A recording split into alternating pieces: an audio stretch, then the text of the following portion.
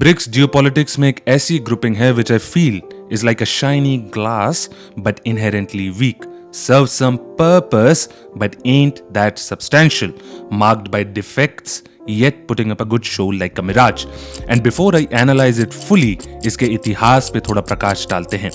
BRICS initially कोई grouping नहीं थी, सिर्फ एक इकोनॉमिक एक्रोनिम था, and that too BRIC BRIC, which was coined by the Goldman Sachs economist Jim O'Neill in 2001 with a view that much of the global growth will come from these countries. It's somewhat true into the fact that 2 of the BRICS members are in the top 4 GDPs of the world. But again, a disclaimer, GDP alone doesn't reflect the true picture of an economy. Apart from that, only India and China are growing at a good pace, others are simply moving along. Today, many people are calling BRICS a pillar of the global South cooperation, which could challenge the US dollar and Western hegemony. Brazilian President Lula once asked कि हमें China और Argentina से trade करने के लिए US dollar की क्यों जरूरत है, हम अपनी करेंसी में करेंगे. The key word here is could, but can it really translate to the word would?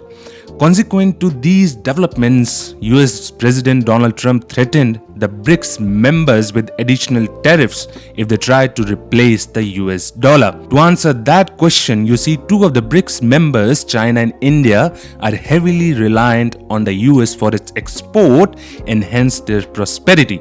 We even have a trade surplus with the US, and certainly we wouldn't like to jeopardize that both in the shorter as well as the longer term. Now to challenge the US dollar, पहले हम बात करते हैं कि आखिर क्यों करना है US dollar को challenge. Well, you see, in the aftermath of the Russia-Ukraine war, US blocked Russia's access to its foreign reserves and from the SWIFT for cross-border payment system. इसके बाद देशों ने सोचा कि आज इनके साथ हुआ है, कल हमारे साथ भी हो गया तो.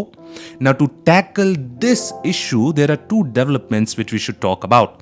One is the idea of a common currency of BRICS, like the EU has euro, and the other by trading in our own currencies like rupees with other nations, but each come with its own set of problems. So let's say BRICS create a common currency like euro. In that case, this single currency has to take care of the monetary policy of the all BRICS members, and in that case bigger economies like China would have a bigger hand. जैसा कि 2008 की global financial crisis के बाद Greece और Portugal को और पैसे चाहिए थे, that is more liquidity, but in that case bigger economies like Germany and France would have invited huge inflation. So at the end these bigger economies took the final decision. Okay, then what about trading in our own currencies? जैसे हमने Russia के साथ rupees में trade करने की कोशिश करी by buying up the Russian oil in rupees, but soon Russia backed down. Why? क्योंकि what would Russia do with so much Indian rupees unless they too have substantial goods and services to buy from India? Coming to the second issue, which was the SWIFT payment system, NDB, New Development Bank created CIPS, CIPS, Cross-Border Interbank Payment System. NDB, you can think of it as an alternative to the IMF and World Bank, where they provide developing countries loans without too much strings attached, because IMF and World Bank both are dominated by Western and the US interests. But over these years, almost 1.5 decades later, क्या BRICS ने कुछ really achieve किया है? In the word of the same economist Jim O'Neill, BRICS has never achieved anything since its first started meeting. But that is only half true. Certainly its expansion might increase its clout and henceforth its say.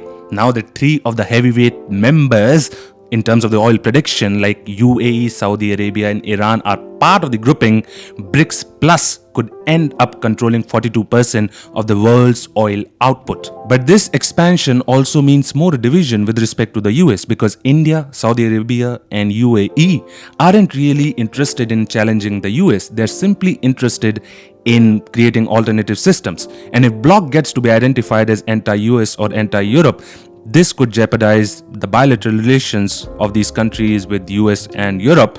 In my opinion, common currencies can only work in groupings like ASEAN and EU, not like the BRICS, where there is less tug of war, geographical proximity, and less deep rifts amongst its members. Second, India trading in rupees with other nations could only work with respect to the nations where we have a trade surplus with them, and we also give them certain incentives to do so. So that's it with this video. Take care of yourself, your family. Keep smiling. Have a good, loving, and a peaceful day.